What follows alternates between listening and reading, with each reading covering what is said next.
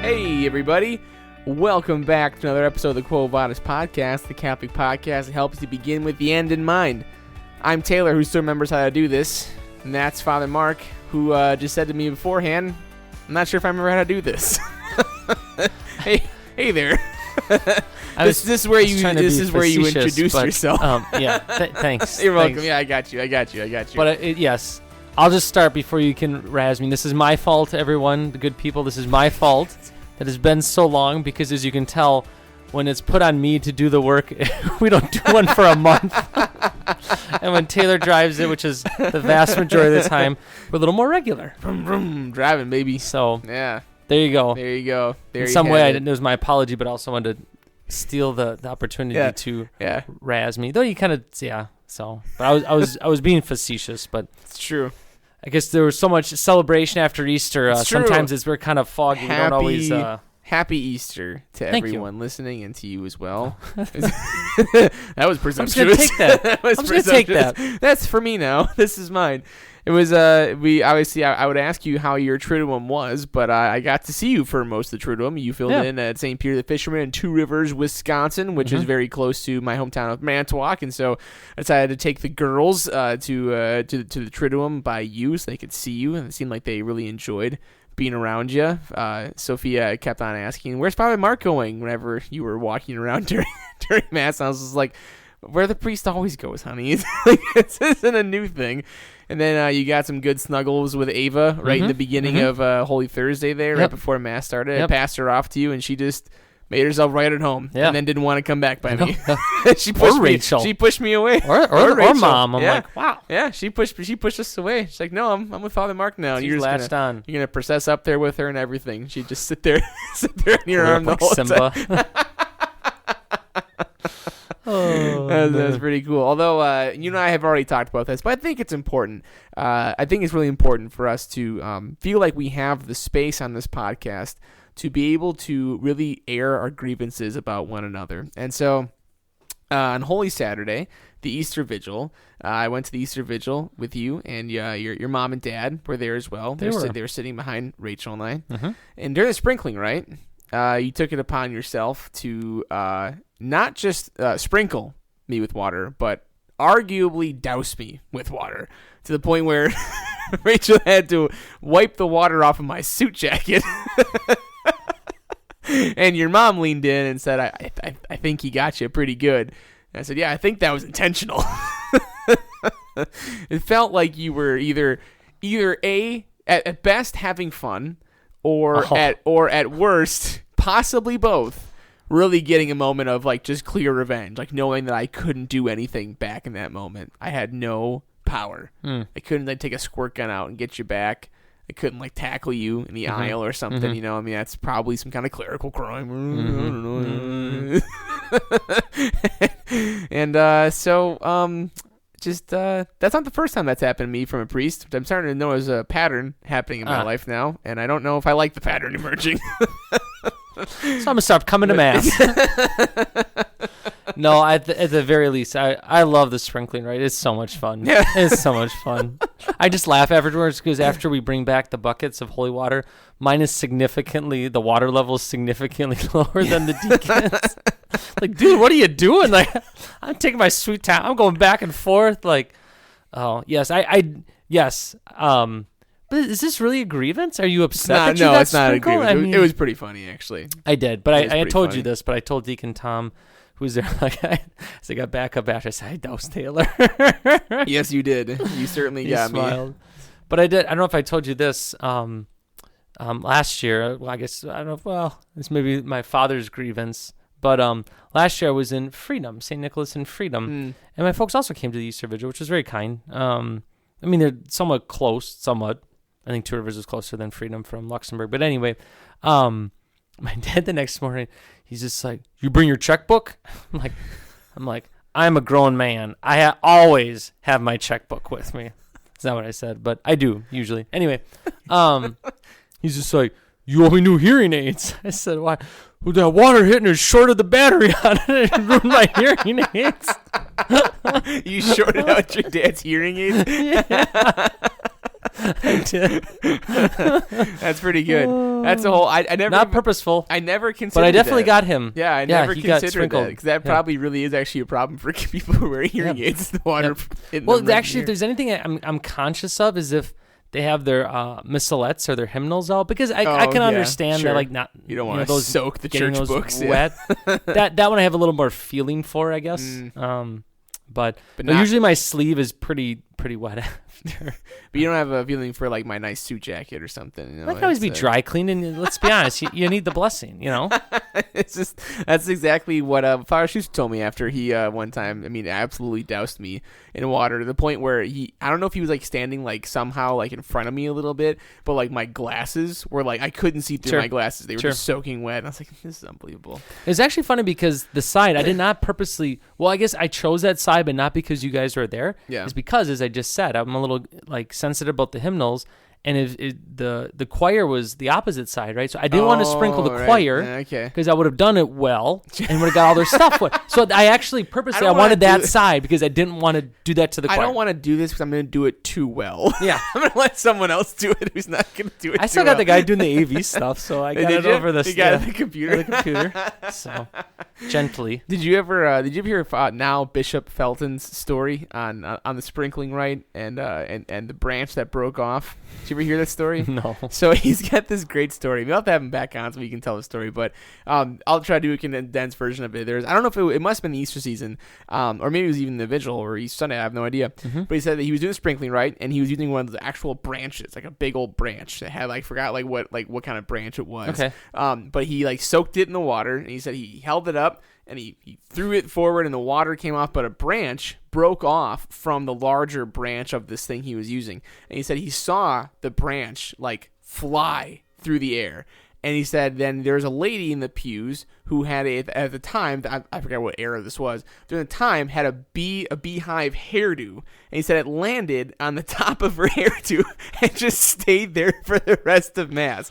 And he was so grateful that she didn't say anything. He felt so embarrassed, whole big thing. But then he said that the amazing thing was that then I don't know if it was a day or two or a week later, whatever it was, this lady comes into the parish office and she's holding this branch in her hand and asked to see him. And he's like, oh man, I'm gonna get it, this is just she's gonna be so mad. And she told him that she had brain cancer, and she went in for a scan, and the cancer was gone.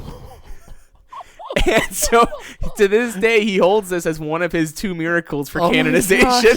And so he thought it was a miracle, that the branch broke off, landed on the lady's beehive, and he thought it would be a big disaster. It turns out it was a big miracle. So, yeah, isn't that an amazing story? Wow. Only Bishop Felton. Only Bishop Felton. Pull that one off.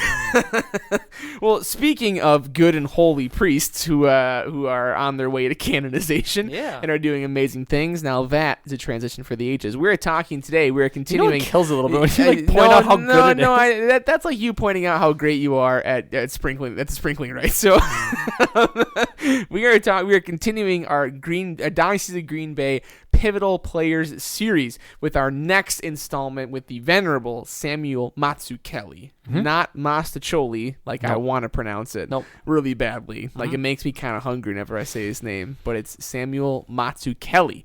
So I guess the series as a whole, as a reminder to all the good listeners out there, because it's been a while. I know. I wasn't gonna say that. I'm just saying. You're like the loudest thinker I know. Just quiet over there. I didn't say anything. You're thinking too loud. The purpose of this series is to help us understand more deeply the men and women who help form and shape our diocese. As we mentioned the last time, understanding our past helps to kind of give us a memory, and our memory helps to shape our identity. It helps us to know where we come from, what we've encountered, and serves to inspire us in the present moment as we look to the future. It helps us to know the trials that those who have gone before us have gone through, in the hopes that then when we encounter those same trials later on in our lives, we are able to remember what happened in our past, and using our formed Catholic memory, we can either use kind of the tactics that these people use. We can use them as inspiration to say, look where they've come from. I know last summer when Father Mark and I did our pilgrimage out to the Our Lady of the Martyrs Shrine, we were talking about different martyrs, the North American martyrs, martyrs and missionaries who came before us, and we kept joking about how the fact that, I mean, these people came over and like endured unbelievable trials, and we were driving cross country in a very nice brand new Chrysler Pacifica, air conditioned, comfy seats, like that kind of stuff. Like, like it helps even like if you're driving and you're uncomfortable, you can call to mind the struggle that other people have went through and try to bring yourself to it. So the people that we covered last time, or the man we covered last time, was Father Claude Alloway. We covered him last time, and we called kind of him our apostle of Wisconsin. He was kind of the first one to really come to Wisconsin and bring the Catholic faith. He celebrated the very first Mass, which is now in our diocese, and now we are kind of moving forward with the Venerable Samuel Mazzuchelli. So, Father Mark, our local in-house historian, we are talking about Samuel Mazzuchelli. Yeah. So, I guess maybe let's start with this. What does venerable mean? Yeah. Is that like a special kind of priest? Yeah. It's a real good one. Kind of like Monsignor. Exactly. No, so venerable refers to the process of canonization to become a saint. So there are some steps along the way. First, they sort of put together, they have to compile the life of the man or the woman who they believe to be a saint. And they do so, and through that, the recognition, they become a servant of God, just by having that all kind of done. Then afterwards, after taking the information, looking at the documentation, looking at, if there's somebody still alive, obviously the one we're covering today, there's nobody in a sense, but getting accounts firsthand, secondhand, taking in all the information, looking at it, and seeing, okay, might there be a saint with this? So venerable is something that's declared by Rome, and sort of like after being a servant of God, it's the first like formal step, like, yes, we're recognizing the heroic virtue of the person. So actually this happened on July 6th, 1993. So in the grand scheme of things, not that long ago. Pope John Paul II was the Pope at the time. He's the one that declared him venerable, meaning that he exemplified heroic virtues during his lifetime. And so it's interesting because that happened in 1993. The request for that to be venerable was actually submitted 30 years prior. So it took 30 years before. So it's one of those things. It's like, well, it's the church. Everything's slow. It's like, oh, yeah, but they also take it seriously. They also take it seriously. They're not just going to kind of name anybody. So they do their homework and stuff like that. But some of these people have been, I don't know who, there's a cardinal in front of or in charge of the dicastery or the congregation, whatever it is. But those that help, usually I think they've done it for a while. They have a sense of whether or not this person's going to quote unquote make it, type of thing. But that's what it's so the next step though would be, after being venerable, is to be beatified or blessed, then afterward to be canonized as saint. So there needs to be a miracle for that. I guess I don't remember exactly the criteria, but there has to be, a miracle that cannot be explained by science. It has to be full, and it's something that has to be long-standing, that it's just, can't be explained, it's a full recovery, and it doesn't come back. So it's usually involving illness or injury. Would Bishop Felton's miracle count? Well, probably not, because he's alive. Because he's alive, and I'm not sure she asked for his intercession. Probably not. But it's a wonderful thing to think that he's on the path. And that was 1993. Obviously, we're 30 years later. Yeah. Still venerable, but still very hopeful. Because I think just part of this podcast, sharing his story, and others do, gets it out there, and as people look into him, ask for his intercession, perhaps that miracle might happen in our lifetime. Yeah, hopefully.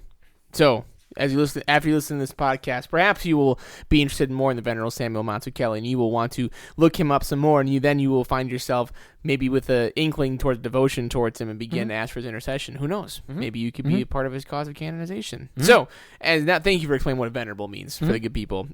Also, then I think moving forward, can you give us a picture of this man? Can you help us to kind of understand where he came from, maybe when he lived, and then we can begin to dive into obviously the story from obviously where he came from, when he was born, when he was ordained, and how he then made his way over to this area and began to influence the shape and history of our diocese. Mm-hmm. Yeah. So I mean, I could do some dumb joke, but I'm not. I mean, obviously, you listen to the name. He ain't German, okay? So it must be French. Must be. It's actually Swedish. Anyway, I love Swedish Chef. Anyway, no. So he was born Carlo Gaetano Samuele Mazzuchelli. So wow, born. That's a name. Very, very Italianissimo. Born in Milan on November 4th, 1806. So I always do the dates, not that we need to remember the dates, but if we go back to Father Claude Alloway, the first Mass he celebrated was 1669. He passed away at 1689.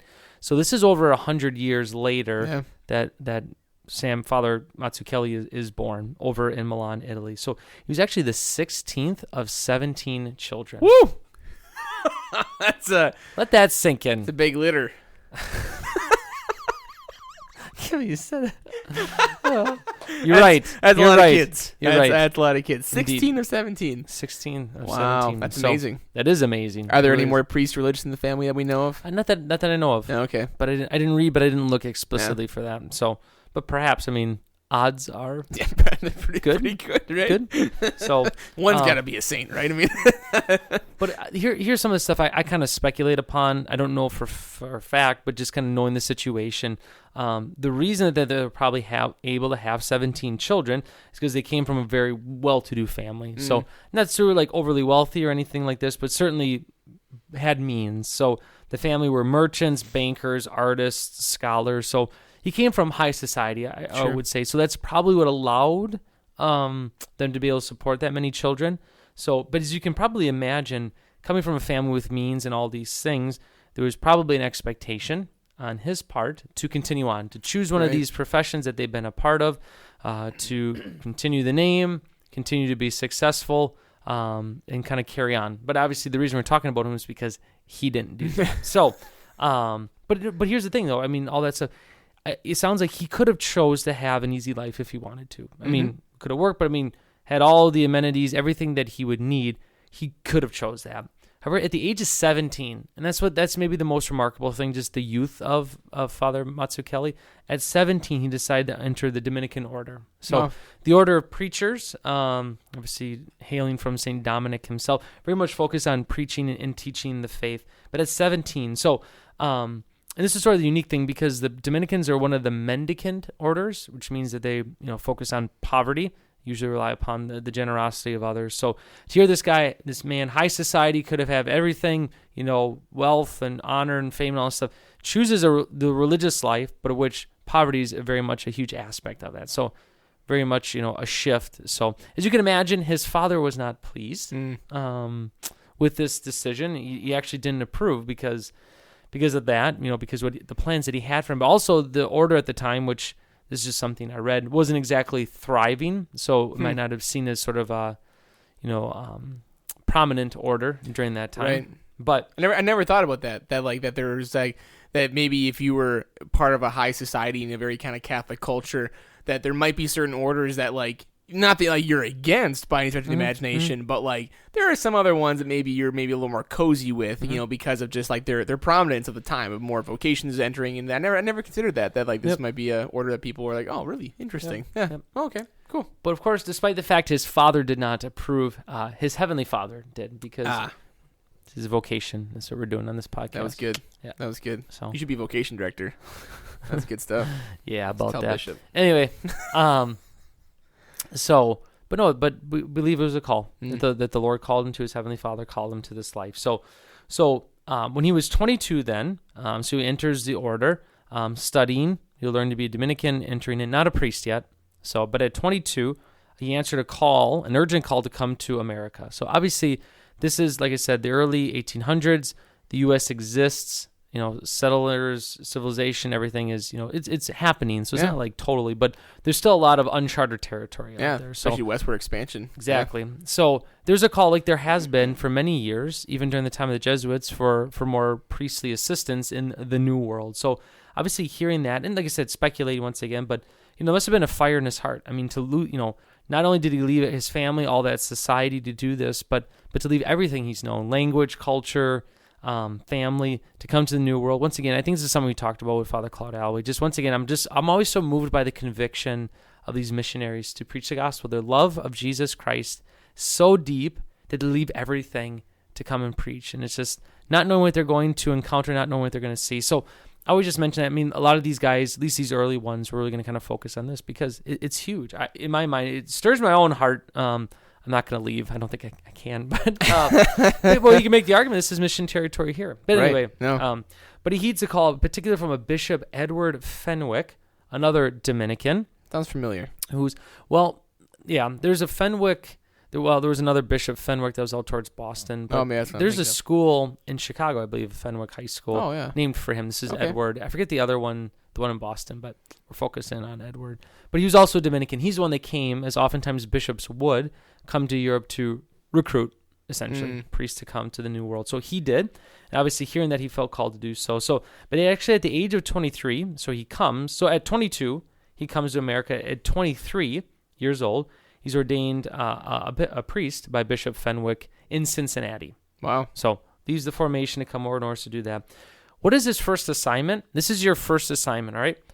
The whole Northwest Territory at the time, which would have included the states of Ohio, Wisconsin, Minnesota, North Dakota, South Dakota, and Iowa. Oh, my gosh.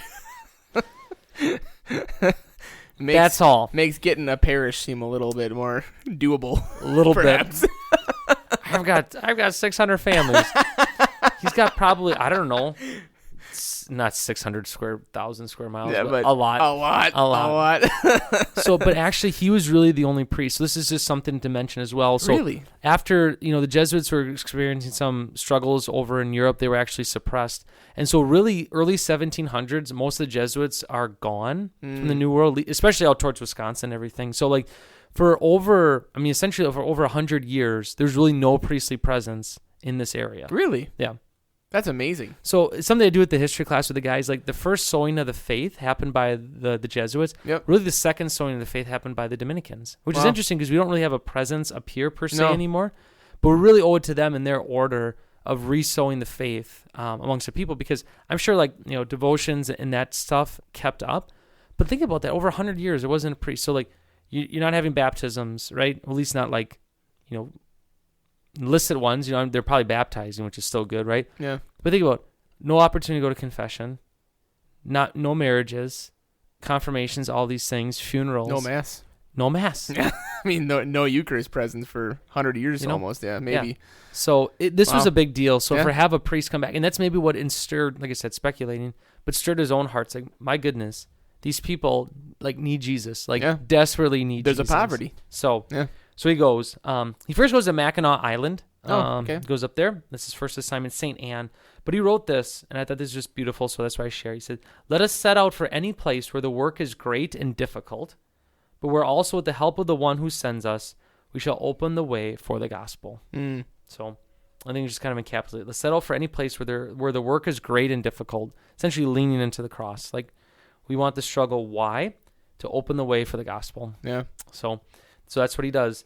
But he was known to have heard kind of a St. John Vianney-esque, up to 14 hours a day to hear confessions. Really? Some days. Yeah. Maybe not as consistently as St. John Vianney, but sure. But still, but there was probably that much work to do. Well, I was going to say, if you're going to an area with that many people and then also that long of no priestly presence, there's going to be some confessions to hear. For sure. That's going to be a long time. Wow, that's amazing. And think about this, right? So he's Italian, but he's got to learn the language of the natives, right? And everything. So, but he travels around during this time. So he usually does so by horseback or either by canoes, because they're still using those, of course, on the waterways, or by foot. So once again, kind of going back, no Chrysler Pacifica, no air conditioning. No heated seats. No. No nappy time.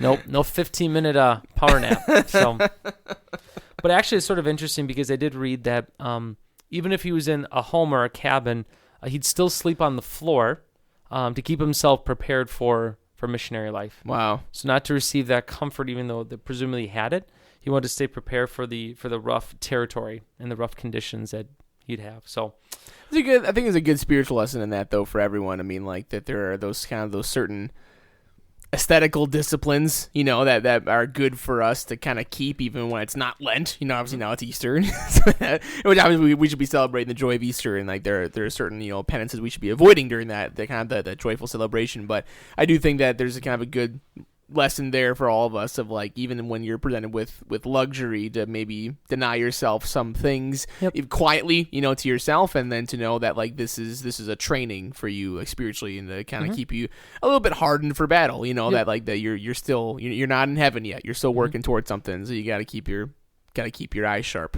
Yep. And that's what he did. Like Once that. again, and like I said, we're talking like, into his, early 20s and 30s and stuff. So moving through that. But he did fall in hard times. I don't remember where I read this, but sometimes, food was so scarce that he'd have to eat whatever, including prairie rats. Wow. Yep. Prairie rats. But the thing is like, Pleasant. but they're kind of just like they're kind of like squirrels with no tails, But it's like people like, I don't know. Never mind. Do you let a squirrel, Father Mark? Do I eat squirrel? Yeah. I have, yeah. Have you really? Yeah. Oh, wow. Yeah. What? I don't know. You can only eat them at certain times, though. Like of the day? If it's too warm out, they get like worms and stuff, so you don't want to eat them gross. during these times. Yeah. It's more like winter. Oh. They're fatter anywhere because you're eating all them acorns. Anyway, I digress. It's taking a weird turn. It has.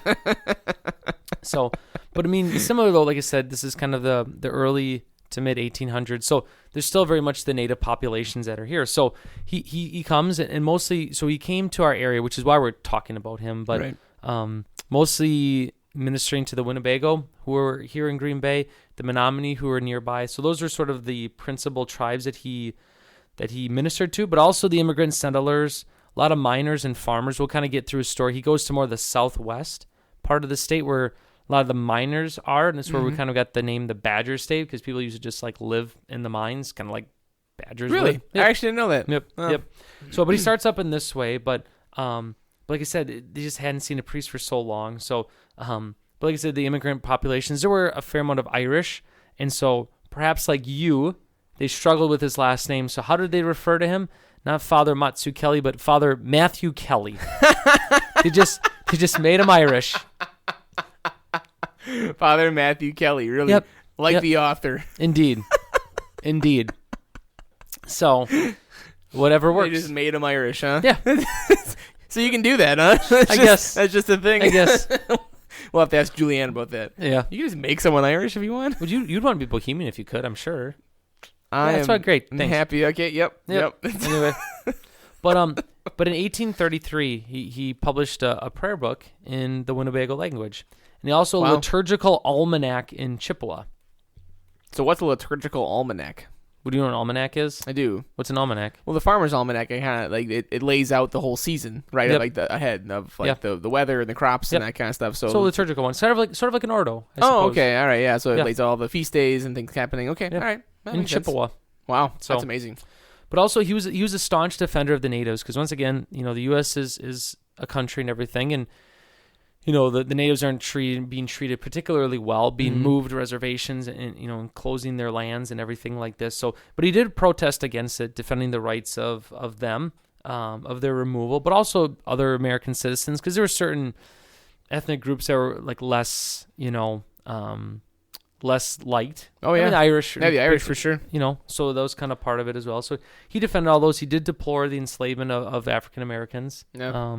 So just living the faith, and preaching out against these things. So because he recognized the abuses and the evils and wasn't afraid to share that. So he did do that. But he was also involved. Like I said, he would say those things, but he was also involved in politics to a certain extent. He was actually, before Wisconsin was a state, it was a territory, and so he was the chaplain to the first Wisconsin territorial legislature. Really? So just thought, even that's kind of fascinating. This government body that's forming, it's going to lead to the state. Yeah. But they chose a chaplain, and it's a Catholic missionary priest. Yeah. So do you know why they chose him? I do in not. particular? I know. It's really interesting. Well, part of it though might just because, as we said before, there weren't a whole lot of priests to begin with. Right. So that might have limited it right there. The pool was small. But the thing is, like, and I'll kind of share this once he passes away. Like, people knew about him. Like right. These things were being shared and spoken about in his humility, but others just sharing these good works. So he was known. So it's amazing. But anyway, yeah. So he continues on though.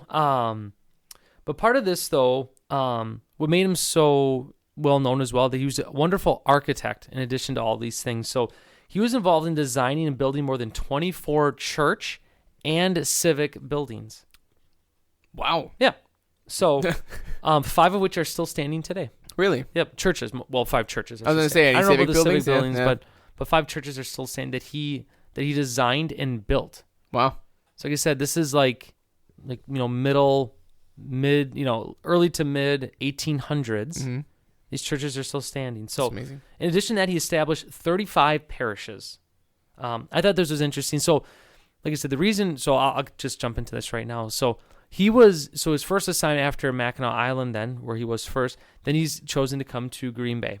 This is why we know him. So he became the first pastor of the first parish in the state of Wisconsin. Yeah. Which was St. John the Evangelist Parish. Okay. Which was French-speaking. Yeah, right here in Green Bay. So it was French-speaking. Now, it's not where it currently stands in downtown Green Bay. So it was down, there's a place called Shantytown. So Shantytown formed because of Fort Howard at the time. Fort Howard, but I guess I have to be a nerd. Yep. This is what we're doing, right? Nerd out, man. Nerd out. I still get that it's still like, okay, you're being a nerd. Like, stop. So I just, because I can see the looks sometimes. So, but Fort Howard was established in 1816, I believe. But that was on the west side of the Fox River. Okay. So Shantytown formed on the east side, because actually Fort Howard came to the east side, became Camp Smith, which is where Heritage Hill is. And so that formed around there to sort of support Camp Smith. Now, Camp Smith didn't work because there's a lot of malaria and a lot of bad stuff happening. So they went back to where they were on the west side, but the Shantytown remained. So that was closer to the Fox River. It's actually near where the Alloway Cemetery is today. Yeah. Actually, we're near where the diocese is, where the mothership is. Yeah. So, but that's where the first St. John the Evangelist parish was. So he became the first pastor of the first parish in the state. Tie So that's sort of the tie to us. Yep. So was there a bishop at the time? Bishop Fenwick. Oh, we were part of the Diocese of Cincinnati at the time. Oh, okay. That's what I was wondering. Who appointed him the pastor of the parish there? Yep. Okay. So okay. Wow. And I believe actually Bishop Fenwick did come to visit as well. Really? Yeah, which would have been quite really the cool. adventure. Yeah. Wow. So that's sort of our claim. So actually, if you go to St. John the Evangelist today, I believe the basement's called Mazzuchelli Hall. Oh, there you go. Which is great. It's a great kept nod. His honor. Yeah, sure. For sure. I think like Father Brian Belangi is the current pastor. I think like your predecessor is venerable. Yeah. No what pressure. Are you doing? Father Schuster talks about this with Father Ceason Luxembourg. But, but no, I just that's just, I don't know. That'd blow my mind. It's like, it really is. You know? Big shoes to fill. Big shoes to fill. Yeah. So he stays there, kind of gets everything established. So that was erected in 1831. 1831, making the oldest parish, like I said, in the state of Wisconsin. So, but he also goes then he starts his sort of southwest journey. So he's up here for a time, but then he becomes a little more well-known in the southwest part of the state. So actually he goes, and then this will be a nice little time for next week. Here's a good transition. Father Theodore Vandenbroek. More of a segue, I think. Father Theodore Vandenbroek we'll talk about next time. He becomes the second pastor, but we'll talk about that later. Okay. But he goes actually down to Kaukauna. Father Mazzuchelli forms a parish there, but he keeps on, kind of like I said, going in the southwest part of the state. So, like I said, 35 parishes he established. Not all of them had churches, but he established the parishes. But I was looking at one of them in the town of Schulzburg, which is in the Diocese of Madison. Okay. Once again, designing these things, he named the streets after virtues. And I looked it up to double check it. These streets are still named for these. Still there? Yep. So there is a Peace Street, Truth, Goodness, Charity, Happy, Friendship, Faith, Pious, Justice, Wisdom, Virtue, Mercy, and what's kind of the main street in Schulzburg, kind of more Judgment. That's amazing. Yep. Judgment Street. Judgment Street. So, true story. You can look it up. Scholesburg. Yeah. But that they attribute it to him. Now, I read, too, they added one more street. Hope. Hope, okay. Maybe to offset. Offset well, judgment. there is mercy. There is mercy. Well, there's a whole lot of judgment. I wonder if they have a police station in that town, if it's on Justice Street. Or Judgment Street, sorry. So Justice would be good too. Yeah, I'm taking it down with Judgment Street. That's like an old cop show. Oh. That's awesome. So essentially, his footprints, or his fingerprints, I should say, still remain. Well, they're very visible. That's the thing that's maybe not the case for a lot of especially by Claude Alloway. I mean, it's not nearly as visible, right? I mean, like it's much more of you have to actively try to see it, whereas his are very visible. Yep, that's really beautiful. So he's down there for a good chunk. He actually goes into the Archdiocese of Dubuque nowadays. So their cathedral is actually designed and built by him, St. Raphael. It still stands today. Wow. So, some of his lasting legacy, other than these things, these buildings and these parishes that he helped establish, is a particular religious order. So the Sinsinawa Dominicans, a religious order of women Dominicans, he founds in 1847 in Sinsinawa, Wisconsin. Of course, the reason to do so is to help him in what he's doing, because back then, parishes were established. It was pretty much understood that you would have a parish school with that. And if you have a parish school, of course, you need teachers. So, that was a huge part of it. That's really what they were doing, the Dominican order, to preach and to teach. It just fit very, very well. So, they were formed to help him carry on his mission of preaching and teaching in these different parishes that he did. So, and many were school teachers in the area. So, nowadays, there are less sisters. I'm not sure how many are still active as teachers. Kind of times have changed with them. But they're still very much put forward his story and his cause for sainthood. So, but his last assignment was the pastor of St. Patrick Church in Benton, Wisconsin, which still stands today. And that's actually, so his last 15 years, he was there building the church in 1852. But in 1862, this was interesting, the Methodist church in the town of Benton was burned down. Wow. And Catholics were suspected as the arsonists. Okay. So, not proven, I don't think, but to show his goodwill in case that was the case, he donated $25 to the building of a new church, which of course might not sound like much, but in 1862, that was over 6 months worth of collections. Wow. During that time. So it's sort of an act of goodwill to help rebuild that. Yeah. That's what he did. So, but to wrap up his story in a sense, he died in 1864 at the age of 57. Wow. After spending his life, really like spending of himself, preaching the gospel, he dies at 57 from pneumonia. Why? Because he went to go visit the sick on a very bitterly cold day. And he didn't have time to grab his cloak or his coat or whatever it might be, and so just ran off and developed pneumonia because of that. But he was recounted on his deathbed as saying this. This is from Psalm 84. It says, "How lovely is your dwelling, O Lord of hosts. My soul yearns and pines for the courts of the Lord." And that's actually interesting because that's found in the rite of the rite of dedication of churches and altars. Doing so many of these and probably hearing that all the time, that's what was on his mouth. Yeah. "How lovely is your dwelling place, O Lord of hosts. My soul yearns and pines for the courts of the Lord." And when he passed away, like I said, his endeavors are well known. Newspapers from California to New York mentioned the death of Father Mazzuchelli. Wow. And one parishioner wrote this, said, "Father Samuel was a man of great sacrifice. We marvel at his commitment to God and people. He came, he stayed, he gave his life for them. My God, what a man." Wow. I would say, my God, what a great priest. So at his death, so he's buried and you can go visit his grave, and we hope to do so this summer with some high schoolers. So he's buried at St. Patrick's in Benton. But at his death, they discovered he had a penance chain that he wore around his waist. So a chain that was around, but it was obviously tight enough to be felt. So just a sort of a reminder of his desire to suffer with the Lord out of great love. And so they're not sure how long it was there because you're not looking under habits of people. Of course, he passed away. Yeah. But the skin was actually growing around it. Wow. And that penance chain is still on display with the Cincinnati Dominicans. I actually just happened to look at their website. You can see it, pray with it, but you can actually request to pray with a sister with it. So I'm not sure what that entails. That'd be pretty cool. Yeah. So that was found. But like I said, in 1993, he was declared venerable. I'm not sure if there's a miracle that's been put forth. I think I remember reading one, maybe like in the early 2000s. Obviously, nothing has happened. But like I said, they still very much promote his cause, the Cincinnati Dominicans. They came to the diocese a couple of years ago I think it might have been the anniversary of his death. But just amazing, man. Like I said, I think the main thing to take away, once again, the conviction, because we're talking about these missionaries, but his youth. 17, he enters the order. At 22, he comes to America. 57, he's so spent that he, literally, develops pneumonia from doing his priestly duty, and passes away. So, yeah, I'm always edified by these saints, these missionaries. So, but like I said, the connection to here is that he came to Green Bay. He ministered here, to the people, to the natives, to the settlers. Like I said, the first pastor, the first parish of the state. So we owe a lot to him. Yeah, we certainly do.